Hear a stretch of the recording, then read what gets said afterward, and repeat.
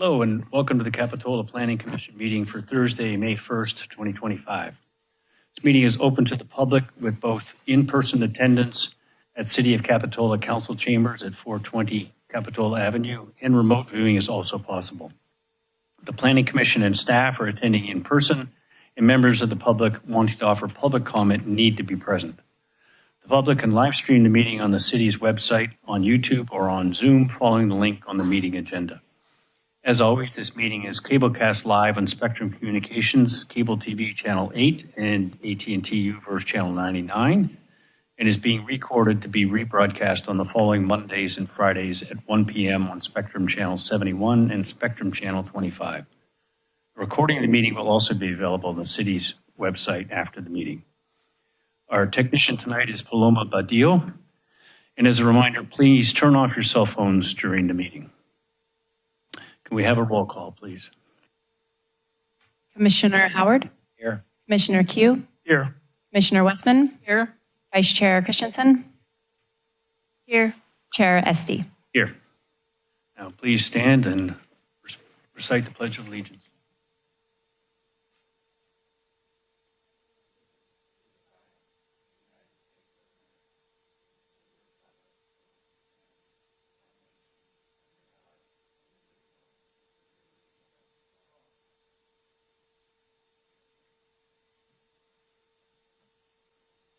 Okay, on to item number 2 of the meeting agenda, additions and deletions to the agenda. I see we have some additional materials that were circulated and I guess printed in their back there.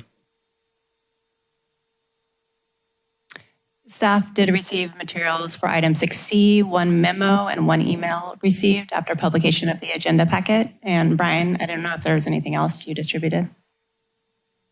No, are those printed in the back for public? They're not printed, they're in the agenda packet. Okay. Not this evening. Okay, great, thank you. Then we'll move on to item 3, which is oral communications. Oral communications allows time for the members of the public to address the Planning Commission on any concise item on tonight's agenda or any topic within the jurisdiction of the city that is not on the public hearing section of the agenda. Members of the public may speak for up to 3 minutes unless otherwise specified by the chair. Individuals may not speak more than once during oral communications. All speakers must address the entire legislative body and will not be permitted to engage in dialogue.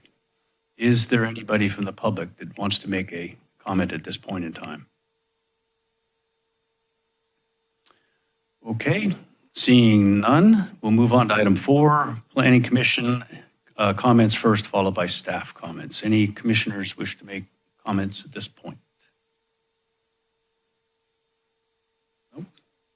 Okay, and staff?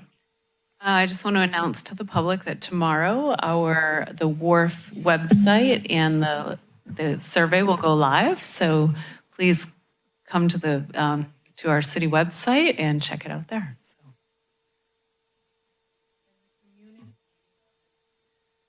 Community meeting on this is going to be on May 20th? Is that May 20th. So the month of May is our public outreach month for the master planning for the Capitola Wharf.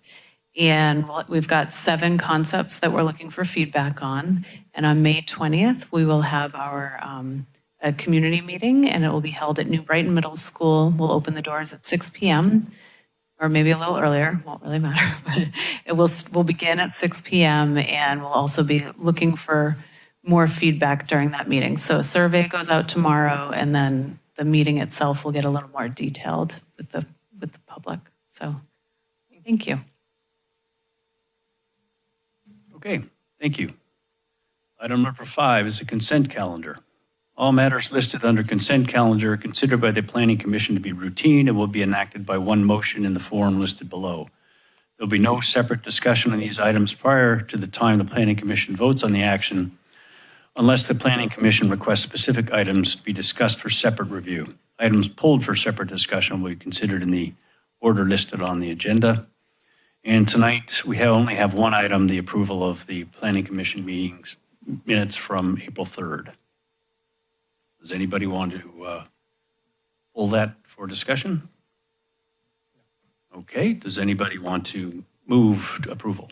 Move approval, the minutes of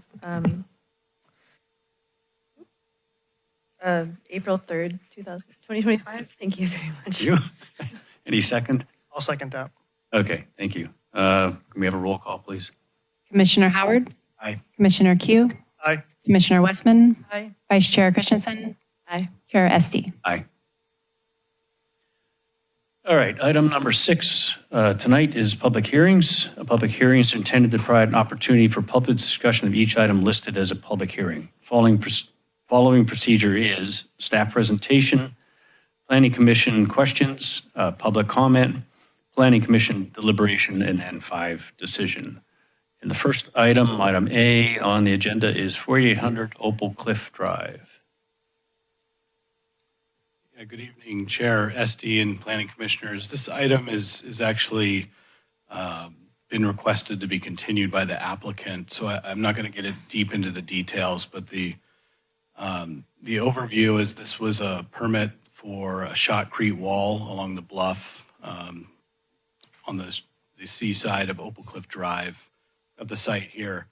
Planning Commission approved some repairs to this wall in 2022, and the applicant wasn't able to secure a building permit to actually execute the work, so their permits expired.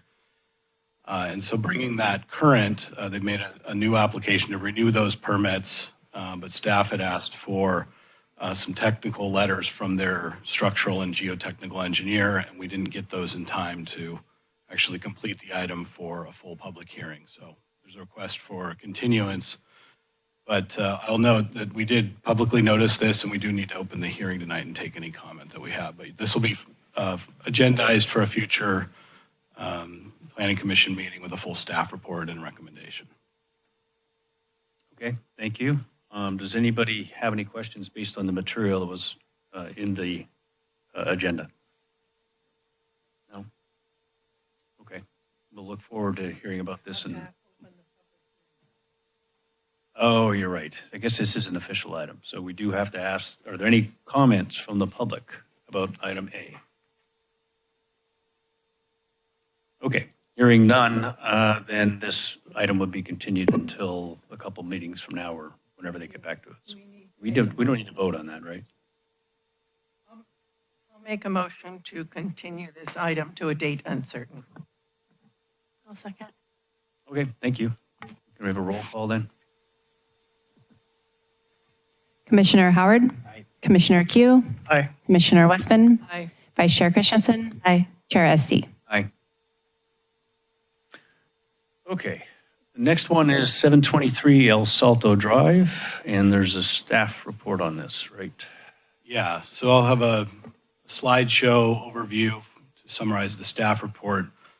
But I've got a slide here just showing you the property. This is toward the east end of El Salto Drive, just before the Monarch Cove Inn. And the property existing is about 36,000 square feet.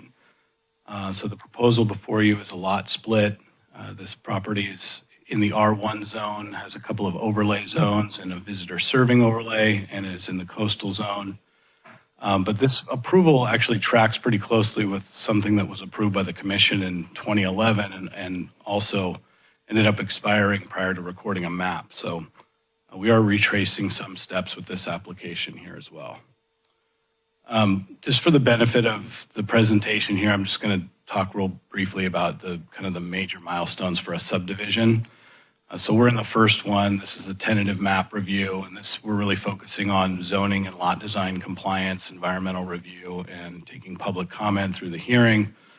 The next milestone is the improvements, and this actually focuses on physical site preparations for construction. So working with utility companies and providing any updates to the property in order to make it compliant. And then finally is the final map piece, and this is kind of the title company and surveyor with legal descriptions and recording at the county. So it's kind of a document focused phase to close out, and that's kind of the 1, 2, 3 of a subdivision.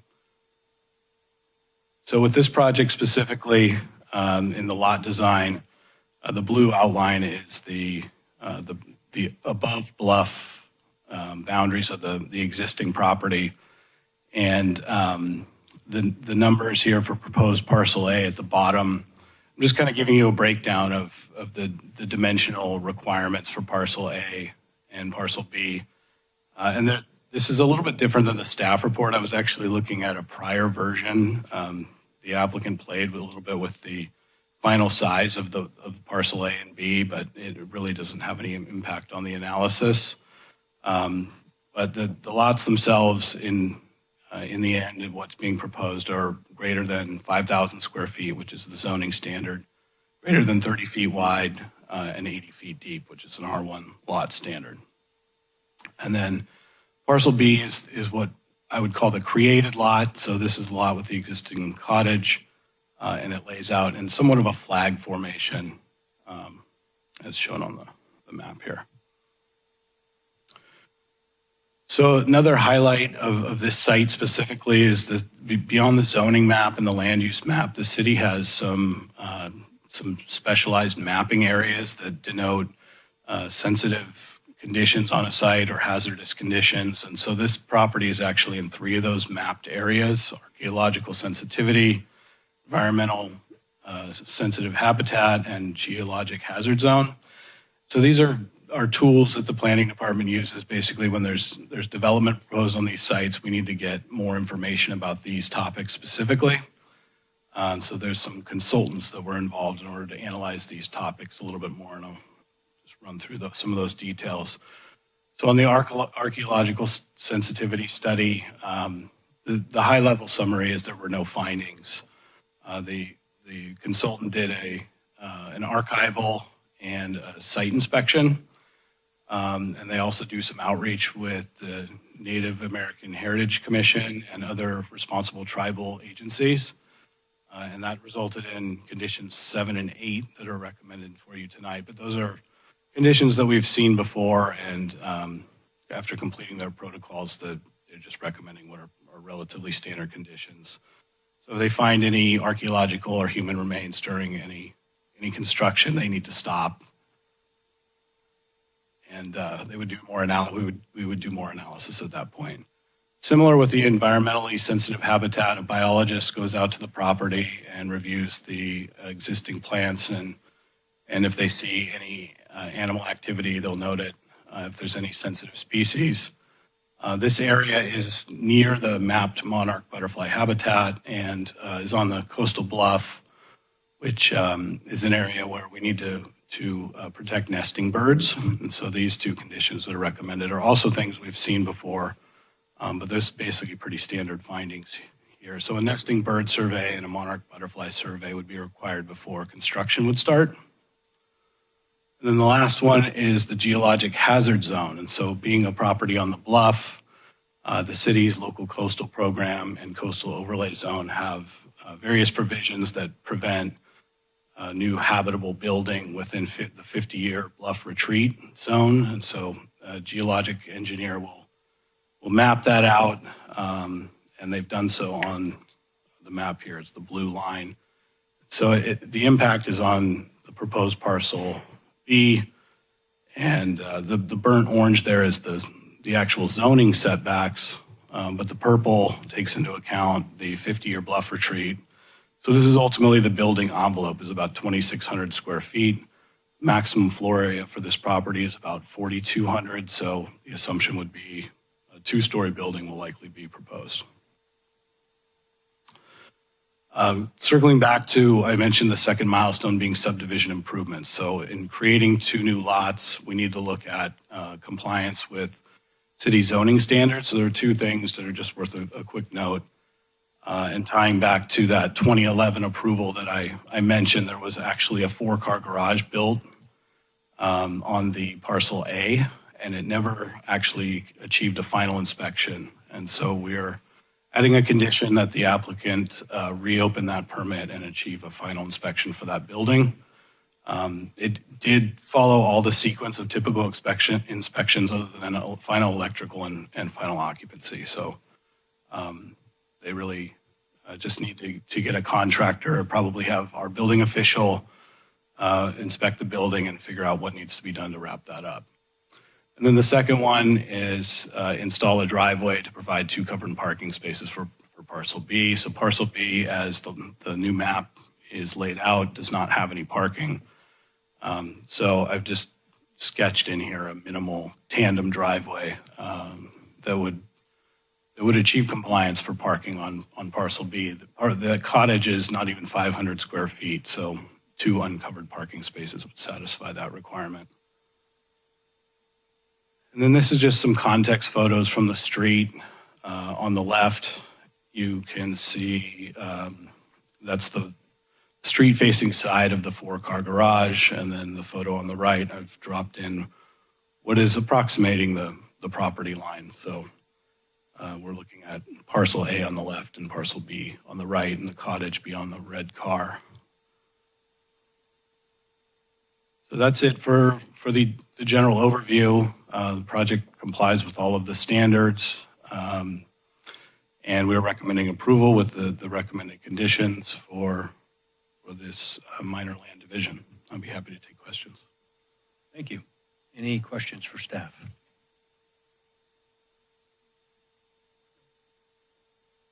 No? Okay, thank you. Any public comments? Is the applicant here? Do they want to make any statements, or anybody else? Please step up to the lectern. Thank you.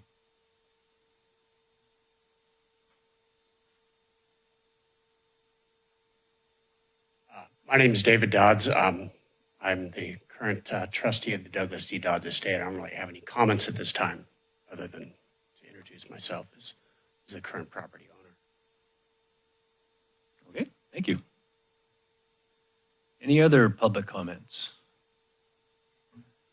Okay, hearing none, bring it back to the commissioners for deliberation. Anybody want to discuss this? Yeah, it seems like it's a subdivision that's going to work. I mean, both lots are adequate size. It's a large piece of property up there, and will provide another lot for someone to build a house on. So I don't really have any issues with Yeah. it. Agreed. I agree. I appreciate the kind of thoroughness of the different surveys and the different, thoroughness of just all the different conditions on it. So as long as it passes, more housing is always good. Yeah, no, I agree. I was very impressed with the Dudek survey of I know. architectural, the flora fauna up there. It's pretty impressive stuff. Must have cost a fortune. Okay, do we have anybody want to move on this? I'll make a motion to approve one staff recommendation. Second as well. Okay, can we have a roll call, please? Commissioner Howard? Commissioner Q? Aye. Commissioner Westman? Aye. Vice Chair Christensen? Aye. Chair Esty? Okay, congratulations. Thank you. Okay, item number 3 on this is the wharf project. And I guess staff, you're going to present the concepts now. We have a little bit of a, I think you can I'll need to recuse. listen, but you Before can't you say can anything. listen, but can I say something before she leaves? I would just like to compliment Commissioner Christensen on the excellent job they did on putting this packet together for us to review. Thanks. Thank you very much, Commissioner Westman. It was exciting and fun, and it's wonderful to work with staff all the time. But I can go. I think you could, I think it's okay to just sit here because Okay. just. I won't don't make any googly eyes. comments. Okay. Right. Thanks, because we're not making any motions or Yeah, decisions. we're not making any decisions. You'll hear all of our critical comments. yeah, okay. Yes, it's not an application tonight, so we're just kind of announcing where we're headed with this to the Planning Commission, and then hoping to get some just high-level comments from the commission as a Planning Commission, and then we would welcome your individual ideas and preferences within the survey and within the public meeting, that the community meeting we're going to have. So I think how we'll do this tonight, I just presented actually to the museum on the same item. So tonight we'll be looking at the master plan concepts for the future of the Capitola Wharf. And this is really a plan that could be installed over the next anywhere from 1 year, if we stay with the current option that's already out there, out to probably 5 years to implement. So with that, I'll walk you through the concepts, but really this is an open work session. If you have questions, please just raise your hand and we'll stop and take questions. So we'll go to the next slide, please. Table of contents that outlines the 7 different options. Next slide. So this is a really important slide, and when you're out talking to the community, it's really these 2 ideas. They've come up quite a bit of when you look at these concepts, making sure that people understand that what we've put together is they are concepts. The illustrations are from other places, and that we'll be utilizing them to figure out what is the preferred option and what would work best within the city of Capitola on our wharf. Once we take the feedback to city council and they give us direction on an option, then Fuse Architecture, the local architecture firm working on this, will go into the final design.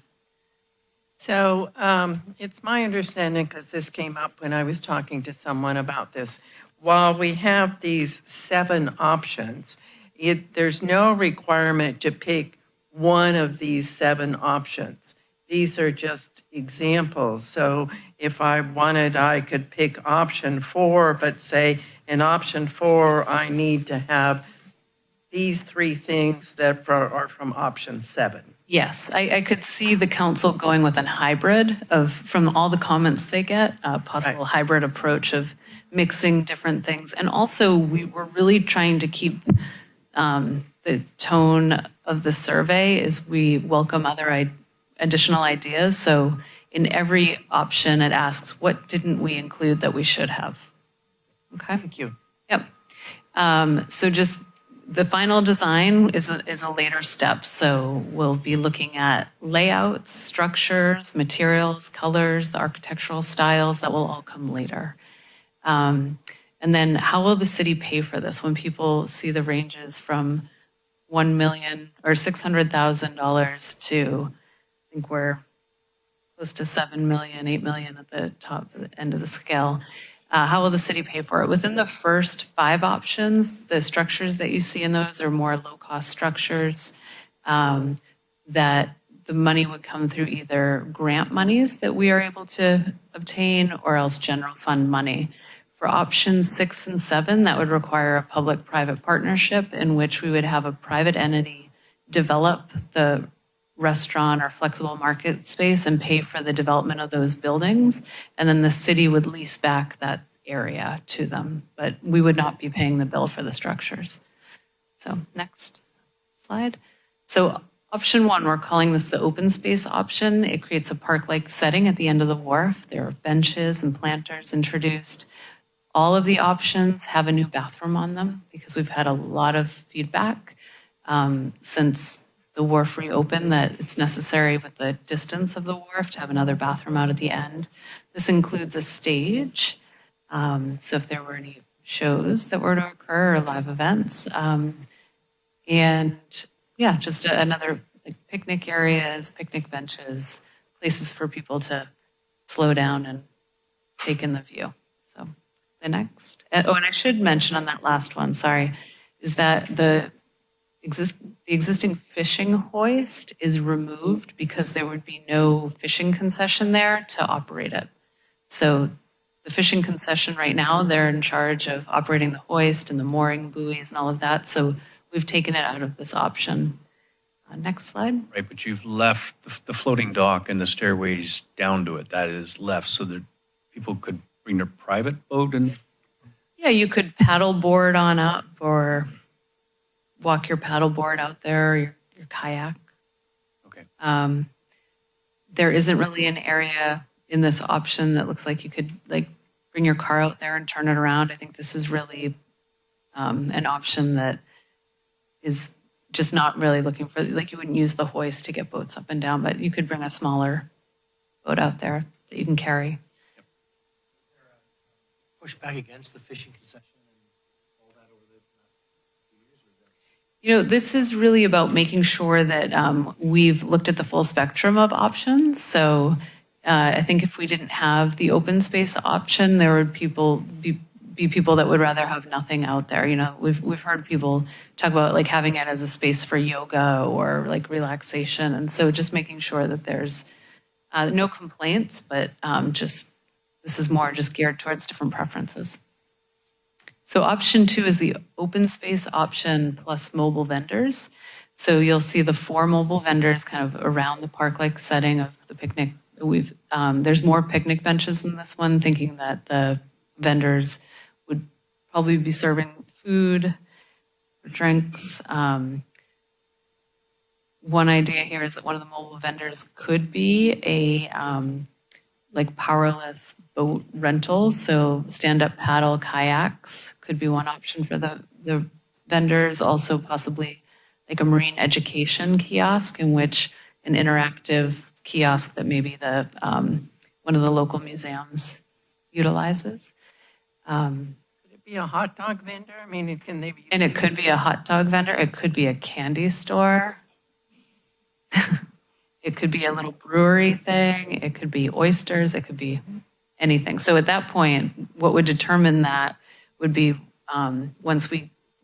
if this were the chosen item, it would go out as an RFP, request for proposals, to bring in vendors, and then the city would select vendors through that process. It could also be food trucks. But food trucks on the wharf are pretty tricky because a lot of them are over the weight limit for the wharf. But that's one model. So that's something like trying to figure out what the public would like out on the wharf, and then how we develop that will be the next step. I'm sorry, missed that. With the existing improvements, food trucks are too heavy for the platform? Many of the food trucks that exist today are too heavy to go out there. So that we tried to do like 3 events last year. We ended up having 2. But part of that was it's really difficult to get enough food trucks to come out there to serve the public. And as we were running through there are weight limits to the wharf. So that implies when you get into later options that have stationary buildings, something has to be done to reinforce the wharf to put those buildings on it. Is that? Yeah. So what's interesting is with the stationary buildings, so Fuse has the same engineering, Moffett Nickel, that worked on the rebuild of the wharf. And with stationary buildings, they actually kind of reinforce the wharf, and there's a way in which they can go about the construction that may not need additional pilings. And you'll notice the structures are more, they're located towards the center. They're away from the very tip of the wharf where they can be subject to more the waves. But that is something that they've been guiding us on and through the process. I have a comment regarding that. So one of the cool things I saw with the kind of the food vendor potential right there is potentially could one of these be like a food incubator kiosk? You know, because we're just talking about economic vitality and how do we have those kind of structures to be able to support that. Maybe not something as traditional as a food truck where it's like super heavy. But like kind of like what they do in Portland, they have those like food pods that kind of supports and is mobile in case, you know, heaven forbid we have another storm come down. Is that a thing that's worth exploring? Definitely. So we're hoping to get a lot of those great ideas, but that would definitely be an option here. So there's 2 ways we can go about it. The city can actually own the kiosks and then rent them out, or we could have like the food truck vendors come in. So with the idea of kind of a pop-up, it would probably be something that like the city would actually own the space, and then different startups could rotate through. But. See, I asked my question because on the plans, we really only have the mobile vendors on the one option. And so if we pick another option, we can pick like you picked option 3 or option 4, you could still have a couple mobile vendors, maybe if you couldn't even have 4, right? Yep. And I would suggest that as people are taking this survey, if they feel like we should have added mobile vendors to that right after we say like, what items do you like about this? What don't you like? And what didn't we include that we should have? That'd be the perfect place to write mobile vendors. So great comments and questions. So yeah, Pismo Beach, they have mobile vendors on their wharf, and the city and their Airstreams. I think there's, that picture with the pink sky is a picture of Pismo Beach. So the city actually bought the Airstreams, rebuilt them, and they lease them out to different tenants. So that way they make sure they're like cared for and they fit within the local charm.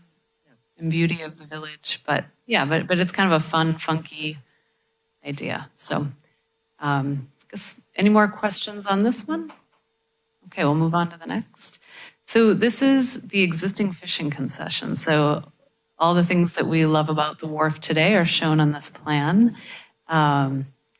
With the addition of a new bathroom, we've had a lot of comments about needing a bathroom at the end of the wharf, so we've included that. But this would be the fishing as it is today. We've gotten a mix of reviews of the boats being outside, just for storage purposes. And also the maintenance of the boats has to be done outside too. So when we go from what's there today, and then Brian, if you can go to the next slide, in this next option 4, it's a new fishing concession. And within that, it would be a larger structure. It would also be like a low-cost structure, but a larger structure. And the boats would be enclosed and stored vertically.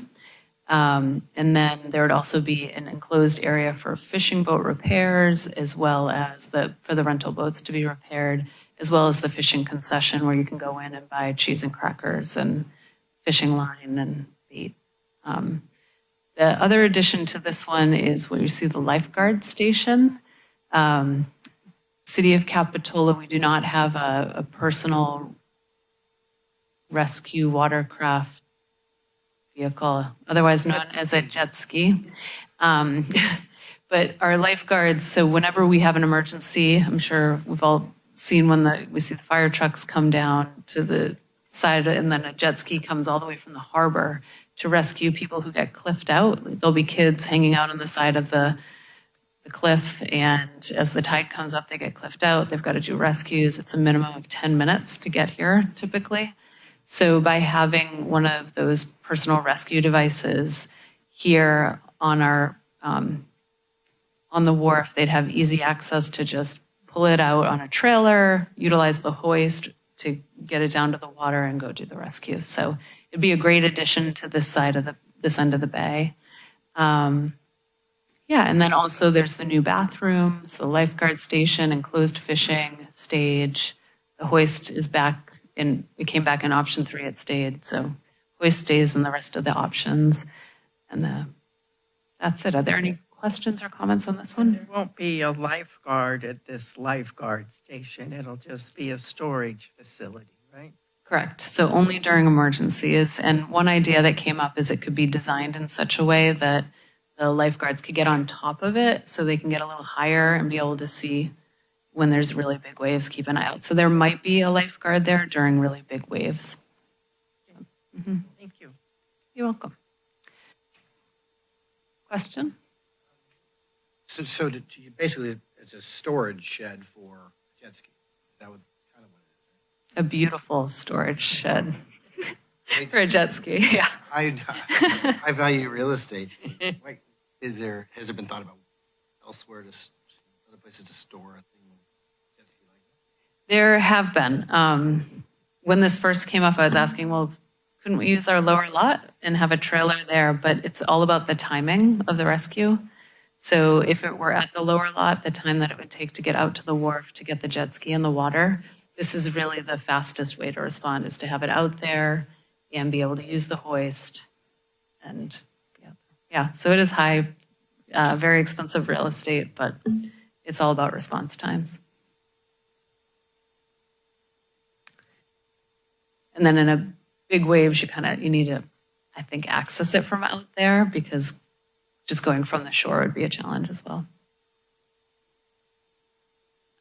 Option 5 is the fishing concession with mobile vendors. So this is the same idea that you just saw with the addition of the 4 mobile vendors. At this point, there's, to Susan's point of whether or not you could add things, we did not include more benches and picnic areas because you're seeing the spaces starting to fill up. But those are comments that we could get from the public, is if we're introducing these things, we need more seating out there. Katie, has anybody done any basic modeling? Like, this is a nice facility. Can the vendors afford to lease that type of building out there year round and make it work? So I think for the fishing concession, it would be something that the city builds, and then we'd be renting it out to a vendor. And I'll tell you that the history of the leases out there, the rent is not very high, so. Any other questions on this one?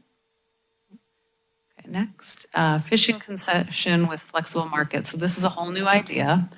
It would be a kind of a larger structure that would have just flexible space in there for kind of the Abbott Square idea, but not quite as large as Abbott Square, but having maybe a place to get pizza or coffee or a little shop or get a t-shirt. But this is that like flexible space, different vendors. And then also the fishing concession would be in there, room for boat repair, boat storage, so keeping that tidy. But yeah, this is a whole new idea. The thought here would be that in good weather, the big doors could open up and it could maybe like spill out into the wharf area. But and then when it's cold, you can sit inside with a cup of coffee and look out at the weather. So Is there anything in all this that sort of talks about height? Because I think having, two-story building on the wharf is a pretty different visual experience than having one-story buildings out there. Do we assume that this option 6 and perhaps 7 are the only two that might have two-story buildings? that would be the assumption here. So in this option, yeah, I would say options 6 and 7 could be two-story buildings. So it's actually a really good question that maybe we could add to the survey about concerns about height. It's also something we could focus on during the public meeting on the 20th to get more feedback. But Because it seems like when you're out on the wharf and you're looking around, height of the structures starts to become important of what you can see and not see. And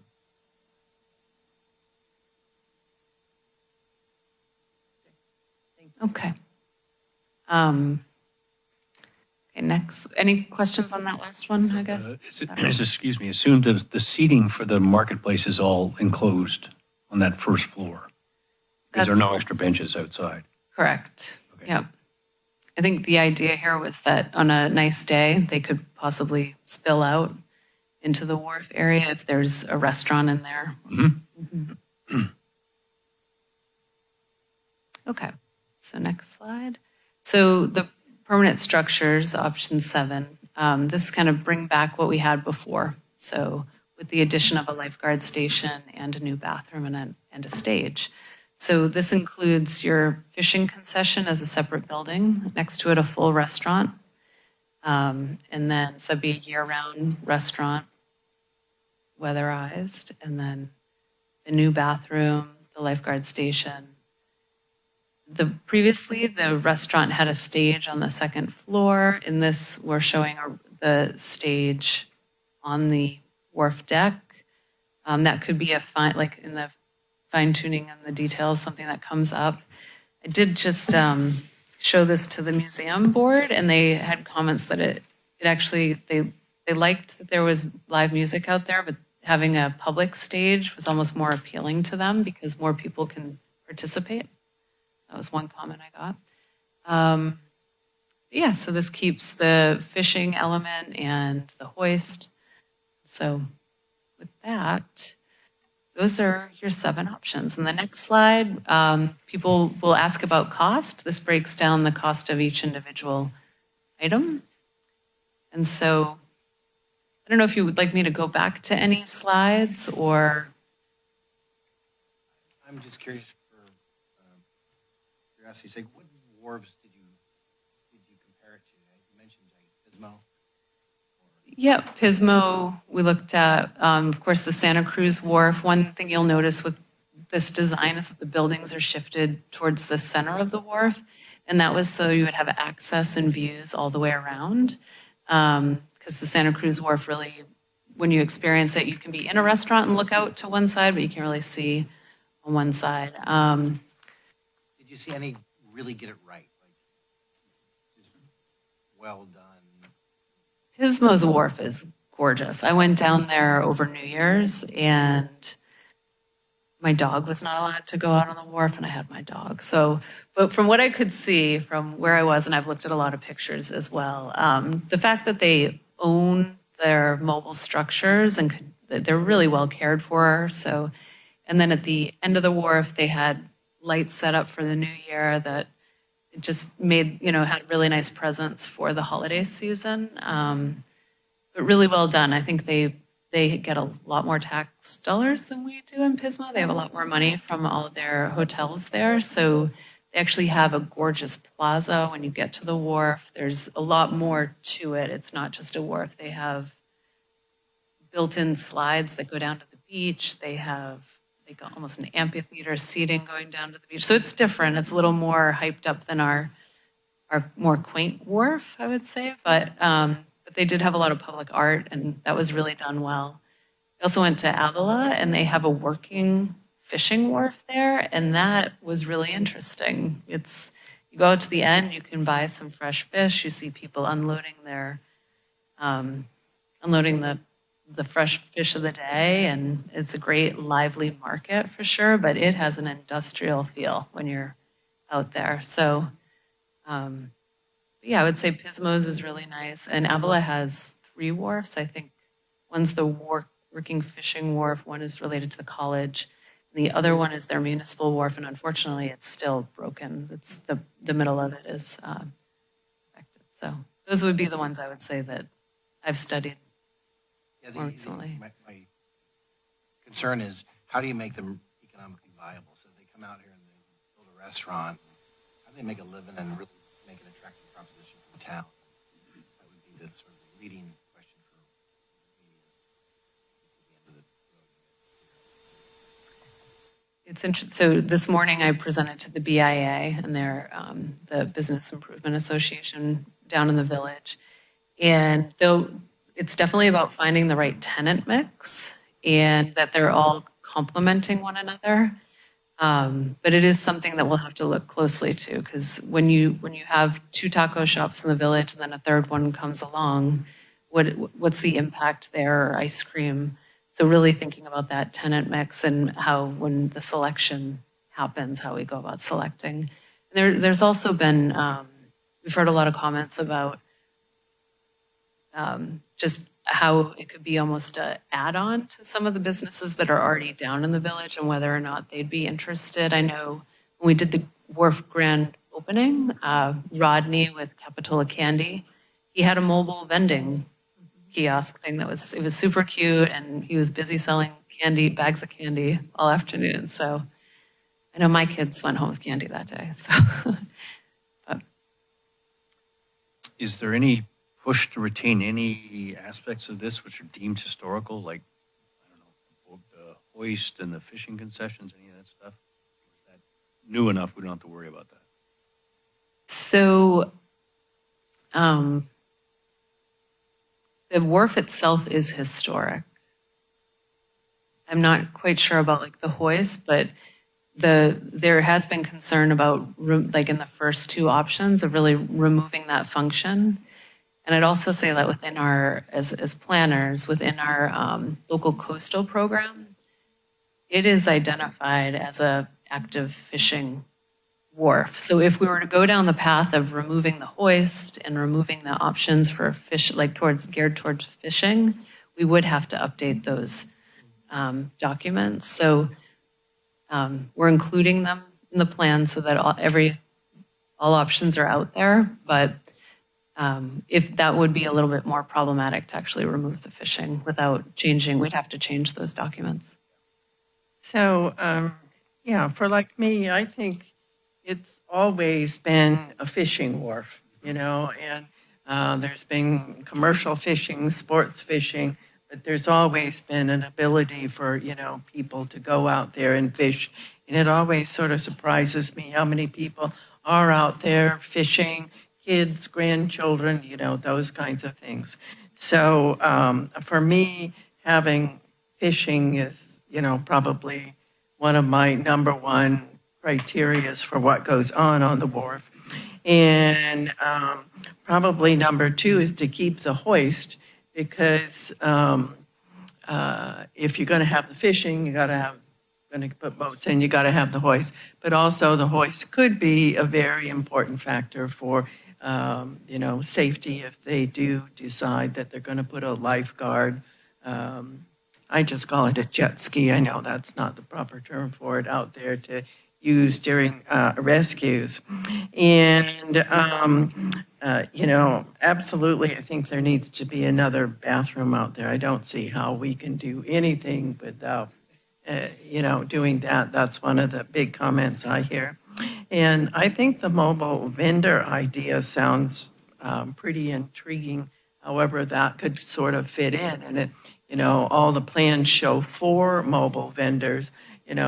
Maybe we start with 1 or 2 and then decide to, add others if it works. We don't necessarily sort of have to start out with the 4 of them. So, I mean, for me, option 3, 4, 5, or maybe 6, I have a little concern about the size of all the buildings out there on number 6. Once you get to that point, would work for me. So I'll be real interested to hear what the public wants and what the survey says to us and what other ideas people come up with that I haven't even considered. I'm going to go ahead and say that, similar to what Commissioner Westman brought up earlier, is there's a lot of great options, and if we can mix and match, almost like a hybrid thing, because there isn't like one perfect one. I really like 1 and 2, for the reason being that trying to maximize activation and have a flexible space right there and have that kind of opportunity to have some kind of economic engine through the vendors that are mobile is really important. But I also see the importance of having, like Commissioner Howard said earlier, that's prime real estate out there, and how do we go about using that? And if we're trying to balance out our needs of having, a really nice space out there, but having a rescue vehicle, I could see the importance in that too, right? Because you can't put a price on life right there. My only concern is that if we put a permanent structure on there, in lieu of what's been going on in the climate change and what is the cost over time. Like we've seen storms kind of ravage all the wharfs up and down the coast, right? If we're putting something out there, what are we asking future taxpayers to really sign on to for maintenance and replacement? And one of the key things that really stood out to me is that if we had like an option 2, where it's something that we can maintain, that's sustainable, but if we have those mobile vendors that we can move them out of the way, so that way that we can still have something that's working in the future. Yeah, and for me, it may even turn out that the fishing turns out to be almost like one of the mobile vendors. I mean, you got to sell bait, you've got to have a few things going on out there that really is going to be for fishing, but maybe that's not as big of a footprint as it is right now. One of the things I worry about, and I don't have a good answer for it, is there's clearly a number of months of the year that doing something out on the wharf doesn't make a whole lot of sense. I mean, you mentioned, in the, if we did the one where they had the market and concessions, people could be inside in the wintertime. But, just thinking of businesses trying to survive out there, how many customers do you get on a Wednesday in the wintertime in Capitola? I mean, we hardly get any in the village, let alone out there. So I think there needs to be some sort of economic analysis that goes with part of this to see if, by the time you pay the cost of the building, by the time, their season's shortened by 3 months because of weather, are we making choices that make good economic sense for the businesses and for the city? Yeah, I was wondering about that too, but the attraction of something like this may bring more visitors to Capitola, because now we've got a wharf that's got something on it, right? And that might But we've had, differentiate us from some of the other wharfs in the area. But we've had a history of that we can go back and look at, because we've had a wharf that's had a fishing concession and a restaurant out there. And my recollection is, the restaurant was closed a major portion of time during the winter. So that was one of the reasons I brought that up. I presume their rent was pretty low, that the old restaurant. So Right. that's how they made money, right? But that was because It was ancient. it was ancient. It was built by someone at that point in time who had a lease for the whole wharf, and it was not built by the city. It came back to the city when the city sort of bought the wharf back from those days. So, but I think we can look back and get some history of how it's worked. I mean, there used to be a wharf committee. Were there any comments from the BIA about this aspect of it? There were comments about whether or not businesses would be able to survive year-round out there. So yeah. So I think that is something we have to, when we go to city council with all the feedback, it's something that we should be prepared to include in our analysis.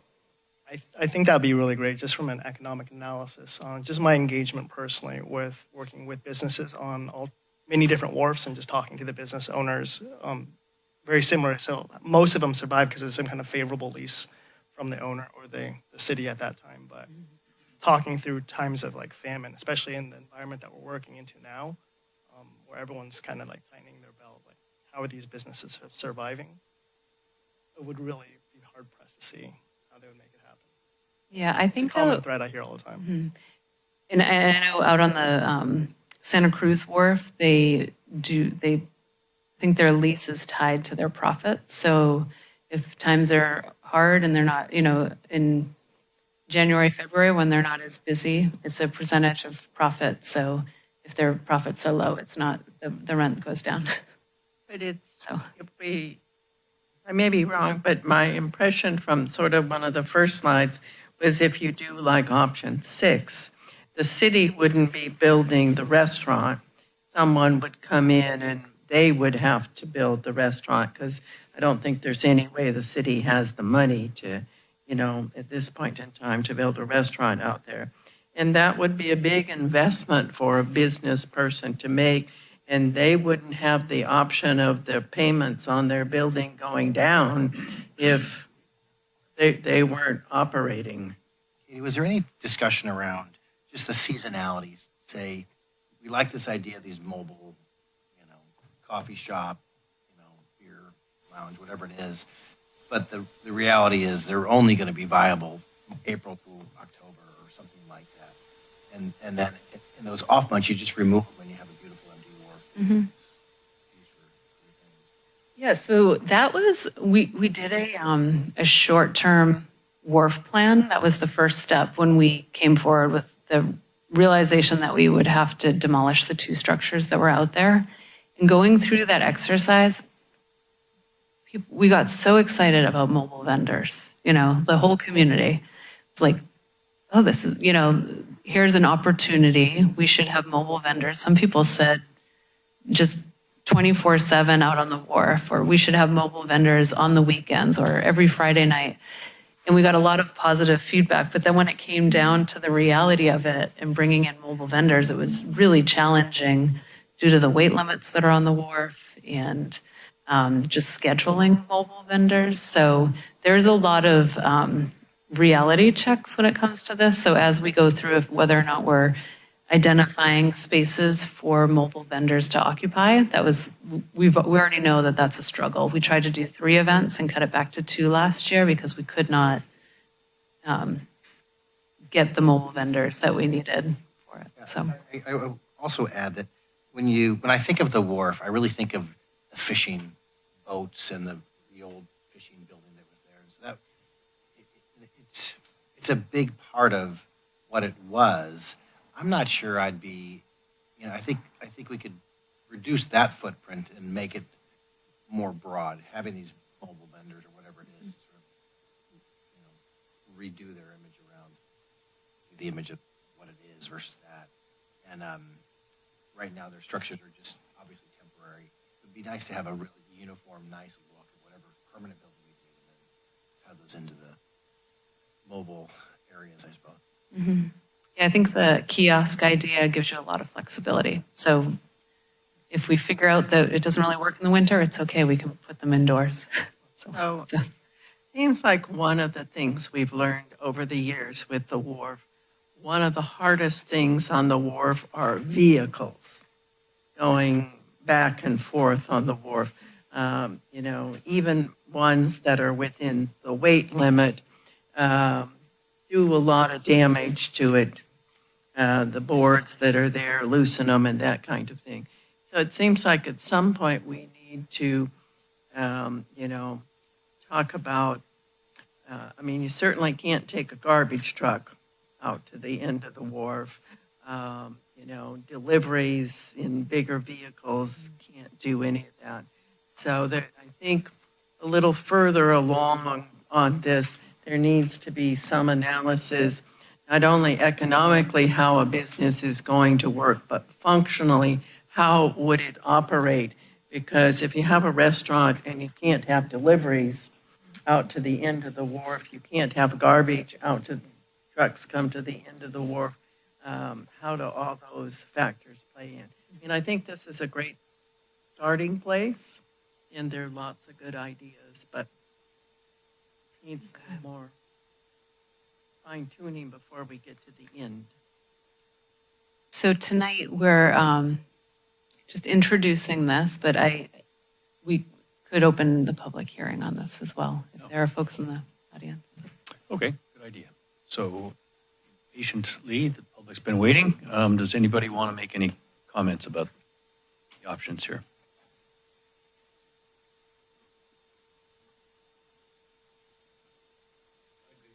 Good evening, Chair, Commissioners.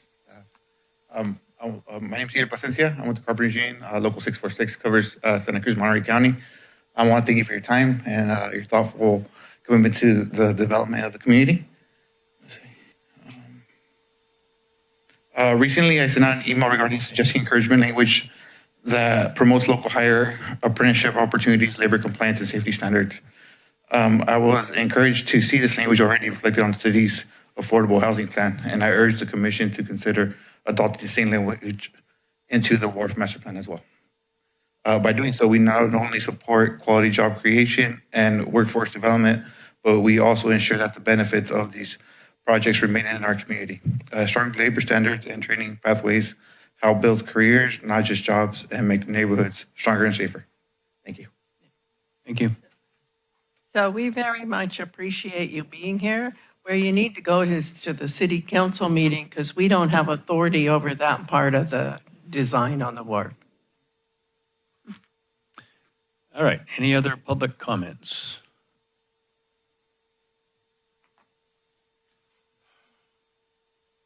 Good evening, Commissioners. My name is Darren Clark. I'm also with the NorCal Carpenters, Local 646. Proudly serving Santa Cruz County. And you do have a lot of great options to choose from. You know, and what I'm here to do is speak on the master plan, just discussing tonight. And you just want to, I would ask you to consider, when you're considering a developer, that they hire a responsible contractor that pays area standard wages, hires locally, and which ensures the money is spent here in Capitola, and have apprenticeship programs, as he said, and provide health care for their workers and their families. I ask you to just keep this in mind when you're considering this master plan. Thank you. Okay, thank you. Any other? Yeah. Hi. I wondered if anybody thought about when you're driving into Capitola from the west and you're up on top of that cliff and you look down at the wharf and it just looks empty. And it just breaks my heart, to not have a building at the end or some anchor structure out there. And, I don't know, even the stage to me is just flat and low. It seems like there should be something tall at the end.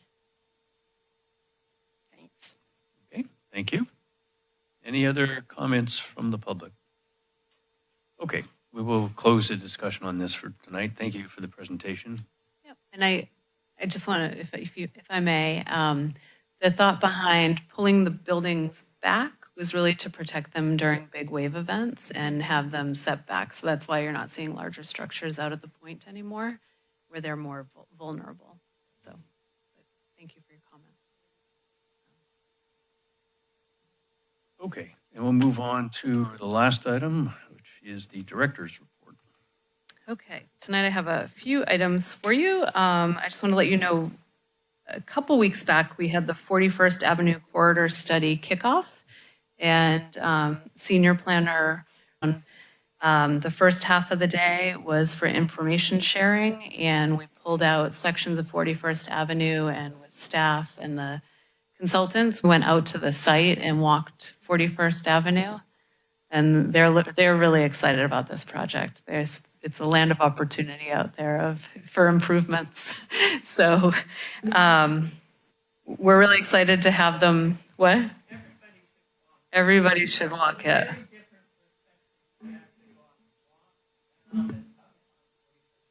I don't know that everyone should bike it though.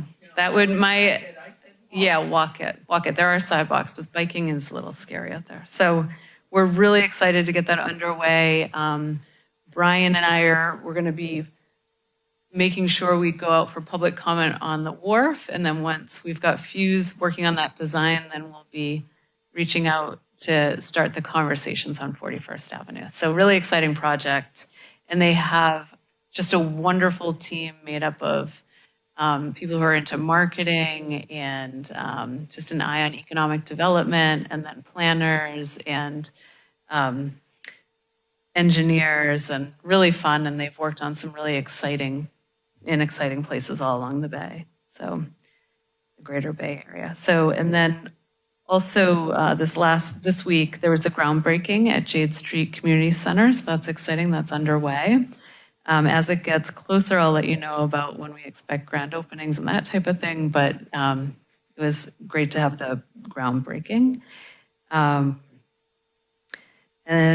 the multifamily zoning code update. So I did meet with HCD this last week, and we're supposed to meet probably they said they would have comments within 2 weeks, so I'm hoping to get those next week.